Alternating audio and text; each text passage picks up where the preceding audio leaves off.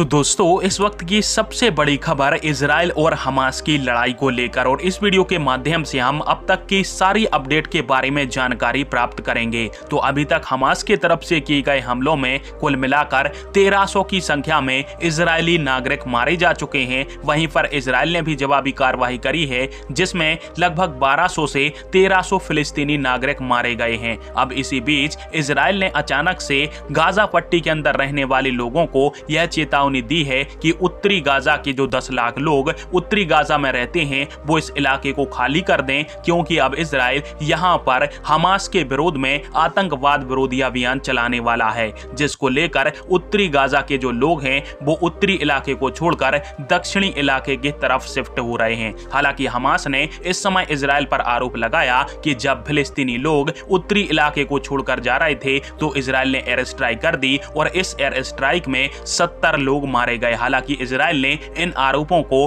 खारिज कर दिया है। अब इस लड़ाई पर व्लादिमीर पुतिन का भी एक बड़ा बयान आया है, जिसमें वो बोले कि इस समय इजराइल को हमास के द्वारा किए गए हमलों से निपटने का पूरा अधिकार है और इजराइल को पूरा अधिकार है कि वो अपनी आत्मरक्षा करे, परंतु इजराइल जिस प्रकार से गाजा के ऊपर लगातार बॉम्बिंग कर रहा है और इसमें मासूम लोग मारे जा रहे हैं, तो यह गलती इजराइल की सर्वथा अस्वीकार होगी। और पुतिन के इस स्टेटमेंट को हमास के आतंकियों ने भी सपोर्ट किया और उन्होंने धन्यवाद कहा कि रशिया हमास के समर्थन में खड़ा है। वहीं पर जो अमेरिका है वो खुलकर इजराइल के समर्थन में आ गया और अमेरिका ने अपने फाइटर जेट भी इजराइल की तरफ रवाना कर दिए हैं कि यदि कोई अन्य देश इजराइल के ऊपर हमला करता है तो उस हमले से बचाने के लिए अमेरिकन फाइटर जेट 24 घंटे इजराइल की रक्षा में तैनात रहेंगे। और यह फाइटर जेट फिलहाल में मिडिल ईस्ट पहुंच चुके हैं और जल्द ही यह इजराइल के आसपास मंडराने लगेंगे।